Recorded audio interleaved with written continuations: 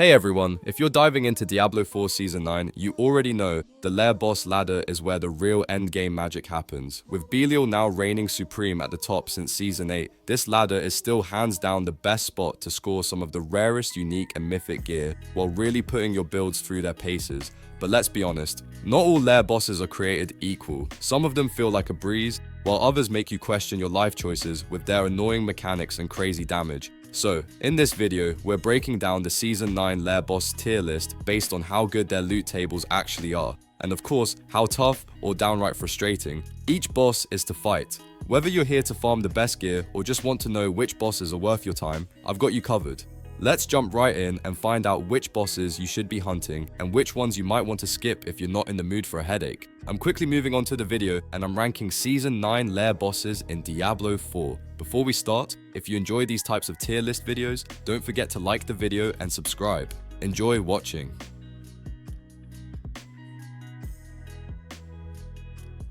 My friends, only 0.1% of viewers subscribe.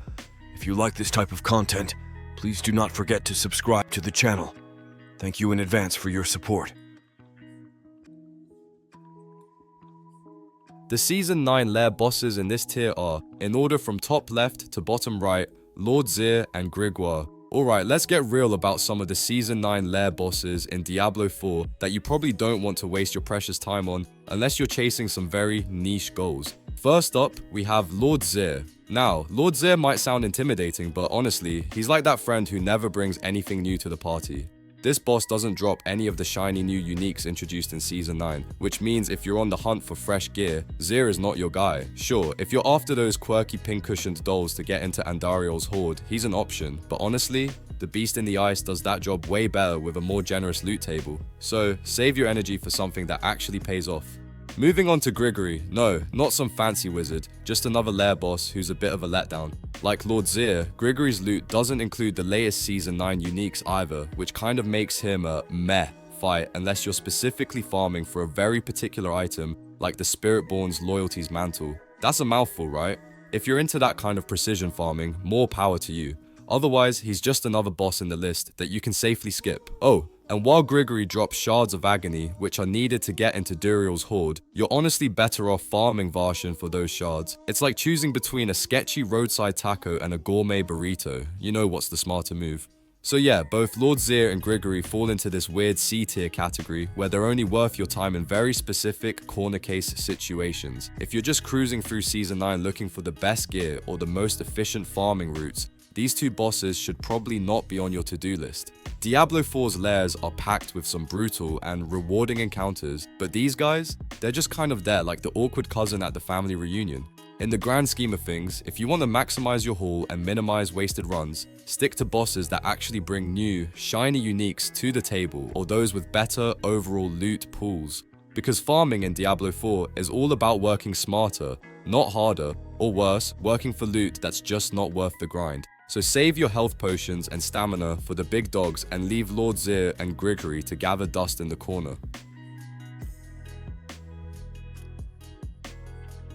The Season 9 Lair bosses in this tier are, in order from top left to bottom right, Andariel, Harbinger of Hatred and the Beast in the Ice. Alright, buckle up because we're diving into the B tier of Season 9 Lair bosses in Diablo 4. The frustrating but still kinda solid category. These bosses aren't your walk in the park, but they definitely have some perks if you're willing to put up with the hassle. First on the list is good old Andariel. Now, Andariel basically shares the same loot goodies as Andariel, which is great news if you're after those sought after uniques and mythics, but the fight?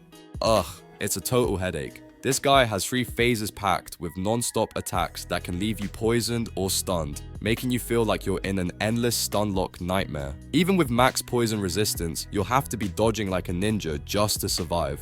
Honestly, if you're in it purely for the loot, you're better off just farming Andariel.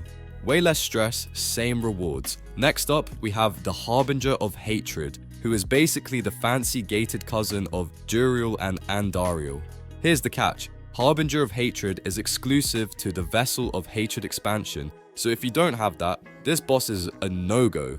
The fight is on par with Andariel and Andariel in terms of difficulty, but to even get to this guy, you need to collect abhorrent hearts from Urivar.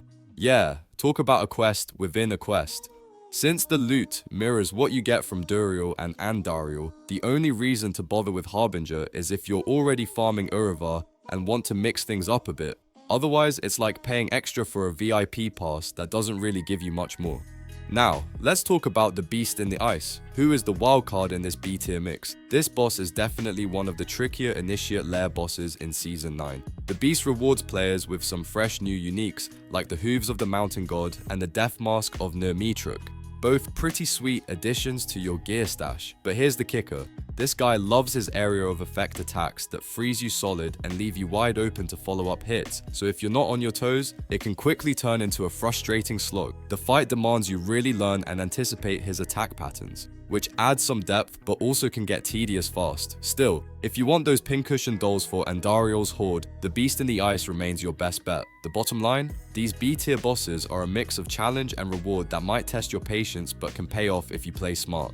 Duriel's fight might feel like a stunfest, but if you've got the skills to dodge and weave, you'll walk away with gear comparable to Andariel's loot. The Harbinger of Hatred is a niche boss locked behind an expansion paywall, so only bother if you're already deep in that content or just want a fresh boss fight without new loot to show for it.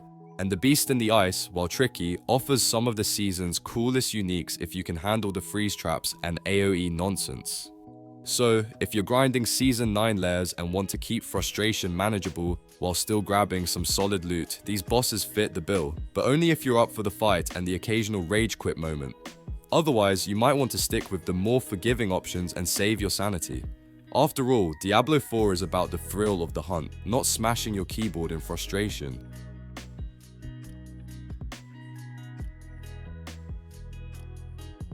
The Season 9 Lair bosses in this tier are, in order from top left to bottom right, Varshan, Urivar, and Andariel. Alright, now we're stepping into the A tier territory, the cream of the crop when it comes to Season 9 Lair bosses in Diablo 4. These are the bosses you actually want to spend your time farming because the loot and rewards seriously justify the effort. First up is Varshan, an initiate Lair boss who's a bit of a hidden gem. You only need those pesky malignant hearts to open Varshan's Horde, which is a nice bonus because the grind isn't too intense. Varshan drops some really sweet uniques, including the Druid's new Rotting Lightbringer and the Spiritborn's Balazan's Maxed Lattle. And the fight itself isn't too brutal, especially if you've maxed out your shadow resistance, so it's a great balance of challenge and reward. Then we've got Urivar, who basically cranks things up a notch. Urivar is a must farm for anyone chasing Season 9's hottest new uniques, including the Rotting Lightbringer and Balazan's Maxed Lattle, but also the Barbarian's Hooves of the Mountain God and the Rogue's Death Mask of Nurmitruk. The catch? This guy can summon knights that leave fire trails everywhere, so if you don't have enough fire resistance, prepare for some fiery frustration. Plus, Urivar is locked behind the Vessel of Hatred expansion, which means not everyone can access him.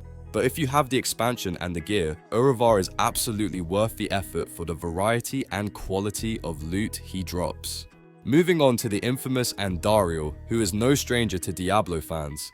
The fight with her is a marathon, not a sprint. 3 phases packed with heavy magic attacks that will test your prediction skills and require maxed out resistances to various elements. As a greater Lair boss, Andariel's Horde needs pin-cushioned dolls or Stygian stones to open, which means you'll have to farm Lord Zir or the Beast in the Ice for those keys. But all that effort pays off because Andariel drops some of the best uniques in the game across all classes, like the Shroud of False Death, Heir of Perdition, and the Harlequin Crest. It's a tough fight, but the gear you get makes it more than worth it. The beauty of these A-tier bosses is that they strike a solid balance between challenge and reward. Varshan offers a relatively straightforward fight with strong drops, perfect if you want to farm efficiently without losing your mind. Urivar adds complexity with his fire-spreading minions and expansion exclusivity, making him a boss for the more dedicated hunters out there. Andariel, on the other hand, is the classic high-risk, high-reward boss that rewards players willing to put in the time and patience for some top-tier gear. If you're gearing up for serious Season 9 farming, these 3 bosses should be your go-to targets. They not only drop fresh, exciting uniques that can drastically improve your builds, but they also offer fights that are engaging enough to keep you on your toes without feeling completely punishing. In the end, it's about maximizing your loot while enjoying the challenge, and these bosses deliver on both fronts. So whether you're chasing the elusive Rotting Lightbringer, the fearsome Hooves of the Mountain God, or the legendary items that only Andariel can drop, These A-tier Lair bosses in Diablo 4 Season 9 are definitely worth your time and effort. Trust me, farming these guys feels like a grind, but it's a grind that actually pays off.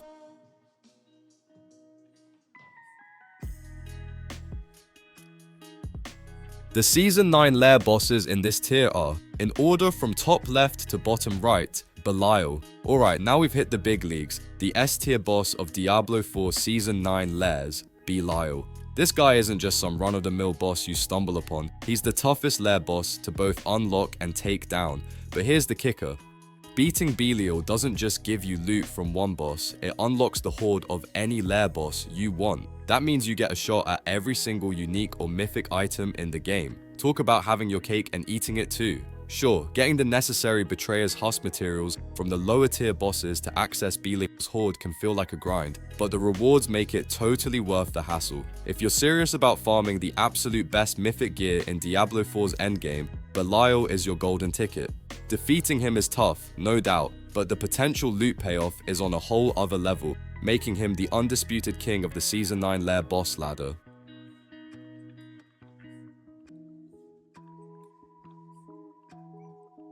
The video ends here. See you in another video. Don't forget to subscribe.